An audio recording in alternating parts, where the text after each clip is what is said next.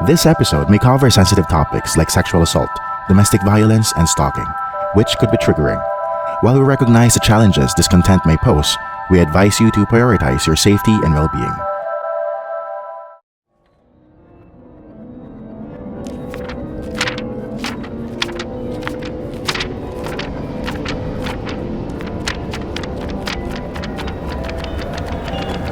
The Book of Bad Ideas. May mga kwento na hindi mo maririnig sa media. Mga kwentong hindi sinasabi ng magulang mo at siguradong hindi mo mababasa sa mga libro ng mundo. Ito ang mga lihim na tinatago ng bawat pamilya, mga kasalanang kinubli ng reliyon, mga desisyong akala mo maliit lang, pero ngayon pinagsisihan mo na. Dito, walang happy ending, walang moral lesson, at kadalasan, ang multo at aswang ay ikaw rin. Ito ang mga twisted stories sa Book of Bad Ideas. At kami ang inyong host. Ako si Nix. At ako si Steve. Don't forget to follow us and subscribe. At humanda na kayo sa ating storyang hindi mo dapat pakinggan mag-isa. What if maging kabit ka ng isang aswang? Ipagpapatuloy mo pa rin ba ito? Hindi ako proud na maging kabit. Pero sa pagkakataong ito, gusto kong ikwento ang storya ko. O ang kwento ni Rhea. Lahat ay ginawa ko para sa kanya. Pero masyadong masakit ang ginawa nila para sa akin. At ito lang ang ganti ko. Ang ipagkalat ang sikreto nila. Kaya ito ang storya ni Rhea. Ako nga pala si Arthur Nelias, 22 years old at taga Santander, Cebu City. Isa akong driver bodyguard ni Congressman Cantalio. Halos 2 taon na rin ako sa trabahong ito. Madali lang naman siya. At mamimit ko pa ang mga iba't ibang mayayaman sa probinsya. Wala rin namang masyadong threat kay Kong kaya hindi ako ganun kakabado. Malaki rin magbigay ng bonus si Kong. Kaya masaya ang trabahong ito. Masaya naman ang buhay ko. Single at unti-unting umaasenso. Baka isang araw maging politiko na rin ako. Kagaya ni Bongo. Assistant lang ni Duterte dati. Tingnan mo ngayon, senador na siya. Pero dahil sa isang gabi, nagbago ang buhay ko. Noong August 7, 2023 ng gabi, sa isang charity event sa Guadalupe, Cebu City, doon ko siya unang nasilayan. Isang babaeng nakaputing gown, mahaba ang buhok, mestiza, maputi, at matangos ang ilong. Pag ngumingiti siya, parang napakagaan sa pakiramdam. Nakakabighani talaga. Artista ba to? Parang si Marian Rivera. Pero mas maganda pa siya kay Marian. Madami na akong nakitang mga sikat na artista. Pero iba ang tama sa akin ito. Parang gusto kong makipagkilala. Ang tapang ko, no? Kahit alam kong hindi ko naman siya rich. Subalit sa pagkakataong ito, hindi ko matiis na hindi siya makilala. Maski makuha ko lang ang pangalan niya, okay na sa akin. Wala naman siyang kasama. Ibig sabihin, baka wala pang boyfriend o asawa. Lalapitan ko ba? Sige na nga. It's now or never. Hinanap ko muna kung nasaan si Kong. Just making sure na safe muna siya. Nasa 2nd floor siya, kausap sa isang table si Fixer. Mukhang may ipapaareglo na naman to ah. Kaya pala may dala kaming 1 million pesos na nasa luggage kanina. Mahaba pa usapan ng dalawang yan, kaya ayos lang. Pwede akong umikot-ikot at makipagkilala na sa dalaga. Kaya ayun, nilapitan ko na at ngumiti ako. Hello po ma'am. Pwede po. Waiter! Kuhanan mo pa nga ako ng isang Jack Coke? Oh, anong tinitingin-tingin mo pa dyan? Bilisan mo na. Kunan mo pa ako. Jahe, napagkamalan pa akong waiter. Pero sige, ayos lang. Kinuha ko ang gamit na baso niya at kumuha ng Jack Coke at ibinigay sa kanya. Ito na po ma'am ang drink niyo. Thank you. Pero actually hindi po ako isang waiter. Ay, Naku, sorry. Pasensya ka na ha. Ayos lang po, ma'am. Ako po si Arthur, driver bodyguard ni Congressman Cantalio. Okay, Arthur. Ako si Rhea Alcantara, isa namang businesswoman dito sa Guadalupe. Well, enjoy your night, Arthur. Teka, bago po kayo umalis, baka gusto niyo po ihatid ko na lang kayo. Alam niyo naman po ang pagdadrive ang aking expertise. Excuse me? Sorry but I don't know you. And that joke is not funny. Suplada at demure. Mas gusto ko ang mga ganyang hard to get. Kaya hindi ako nagpatalo at kinulit ko pa siya. At eventually, nagkwentuhan na kami at binanatan ko pa ng maraming jokes. Yung pasimple lang. Effective yan kahit na kaninong babae. Masaya ang gabing yun. Ang dami kong natutunan tungkol sa kanya. Pero nang sinabi niyang may asawa na siya, medyo nagtaka ako. Bakit nakikipag-flirt pa siya sa akin kahit may asawa na siya? Kaya sa simula't sapol, alam ko na ang tanging direksyon nito. Ang maging kabit. Pwede namang umalis na ako sa table namin that night. Pero, hindi ko ginawa. Kahit maging kabit ako, payag ako. Basta't makasama ko lang si Rhea. Subalit nasira ang gabi nang marinig ko ang boses ng boss ko. Arthur! Dito ka lang pala. Kanina pa kita hinahanap. Inuna mo pang may pagkwentuhan. Dalian mo at kunin mo na ang kotse. Pasensya na boss. Sige po boss. Good night Rhea. Nice meeting you. Well, hello there lovely lady. Ako nga pala si Congressman Cantalio. Hello, Kong. Palis na rin ako. Bye. Teka. Miss, di pa tayo tapos mag-usap. Baka gusto mong... Buti nga sa kanya, itong boss ko na to, manyakis rin. Aagawin pa sa akin si Rhea. Ayos lang kahit naudlot ang aming kwentuhan. Nakuha ko naman ang number at Facebook Messenger niya. At matapos ang gabing yon, tuloy-tuloy na. Nagkaigihan na kami ni Ma'am Rhea. Halos 3 linggo ko rin siyang niligawan. At pagkatapos ay nakuha ko rin siya. Sa isang motel, buong gabi kaming nagsama. Ilang linggo ko rin pinapangarap na makasama siya. At nang makasama ko na siya, hindi ako makapaniwala. Napakasarap ng kanyang halik. At ang kanyang balat, sobrang kinis.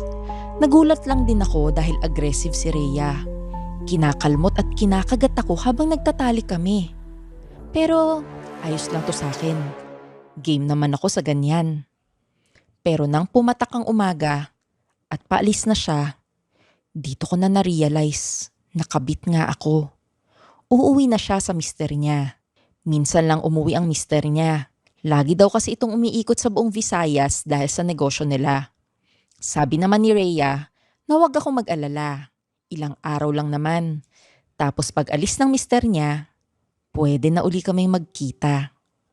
Mahirap man ang ganitong buhay bilang kabit, pero masaya na rin ako. Tumagal din kami ng halos 1 taon. At ayaw ko man aminin, pero napamahal na ako kay Rhea. Pero ang masakit na katotohanan, hindi ko alam kung si Rhea ay mahal rin ba ako. Di ba dapat kung mahal niya ako, iiwan niya ang mister niya, pero hindi niya magawa ito. Kaya tinanggap ko na hanggang kabit na lang talaga ako. Subalit nung July 2024, isang gabi habang nasa bahay ako, dumating ang araw na hindi ko inaasahan. May hangganan din talaga ang kasiyahan. Mag-isa lang ako sa apartment ko. Patulog na ako nito. Pero parang may naririnig akong kaluskos sa pinto. Bumangon ako at tiningnan ito. Wala namang tao. Pero narinig ko uli na parang may kaluskos nga. Ano ba to? Gabi na? May nananakot pa.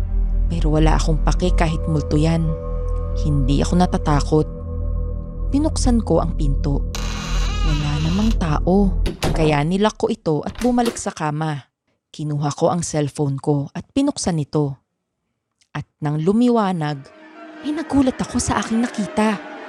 May katabi akong isang malaking mama sa kama. Nakangiti ito sa akin.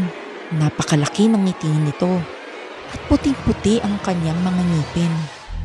Magandang gabi, Arthur. Ikaw pala ang kabit ng aking asawa. Ha? Ikaw po ba si Mr. Alcantara? Yes! Sino pa nga ba? Ang asawa ng tinitira mong babae. Mahal ko po si Rhea. Hindi lang sex yun. Aba, napamahal ka na sa kanya? Sa bagay, walang taong hindi mabibigani sa kagandahan ng aking asawa. Pero, alam mong fuckboy ka lang niya, diba?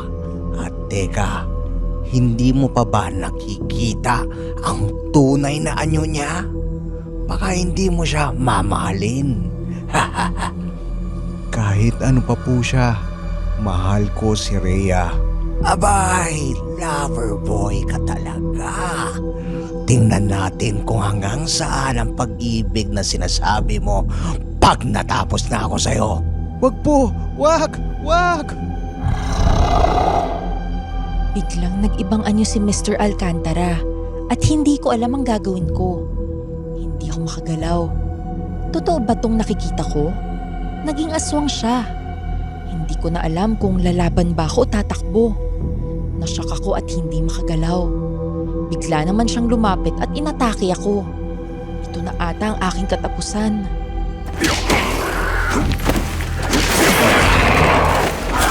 Matapos nun ay nawalan na ako ng malay. Kala ko, patay na ako at kinain na ng aswang. Pero pagmulat ng aking mata, nagulat ako at nasa isang kulungan ako sa bahay nila Rhea. Paano ako napunta rito? May lalagyanan pa ng pagkain at tubig sa aking kulungan. Ano ako? Hayop?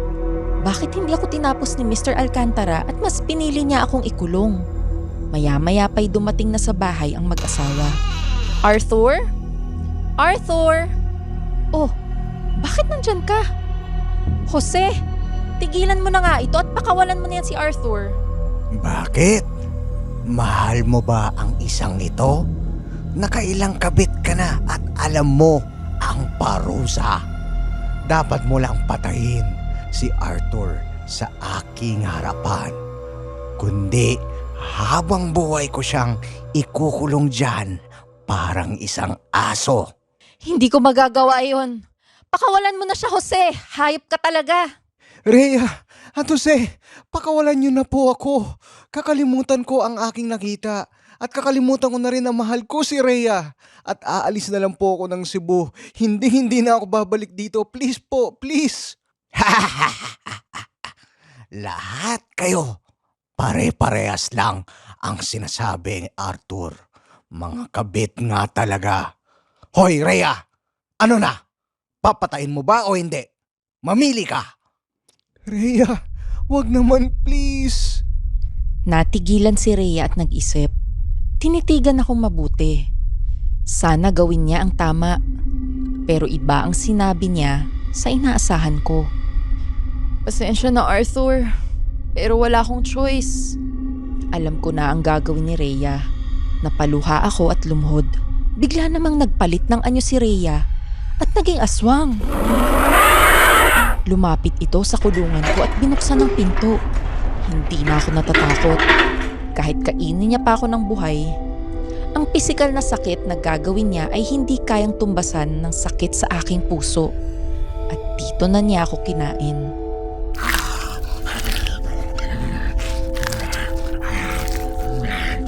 Nang matapos siya ay binato niya ako sa pader at bumalik sa anyong tao. Kala ko patay na ako, pero may malay pa rin ako ng konti. Masakit lang makita na ang tiyan ko ay bukas na at labas ang aking bituka. Ang kamay ko naman at mga paa ay putol na at hindi na ako makagalaw. Akala ko ito na ang pinakamasakit na gagawin sa akin, pero hindi pa pala. Magaling, Rhea. Alam ko naman, sa huli, akin ka pa rin. Kilala mo talaga ako, Jose. Halika nga rito. Ngayong wala na akong kabit, sino na ang pupuno sa pangangailangan ko? Naghubad ang mag-asawa at nagtalik ito sa harap ko. Nakakatakot. Nag-iibang anyo sila habang nagtatalik. Sa harap ko pa talaga ito ginawa.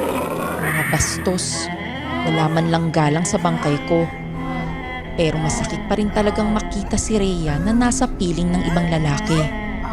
Dapat sa akin lang siya. Gusto ko man lumaban at patayin sila pero wala na akong magawa dahil mamamatay na ako.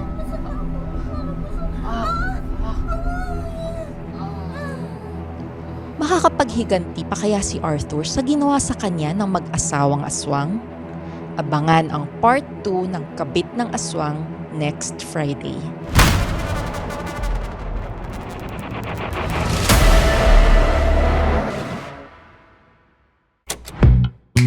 The Pod Network Entertainment. This podcast may be based on true events with names, characters, and incidents that are either products of the creator's imagination or used fictitiously. Any similarity to real individuals or events is coincidental.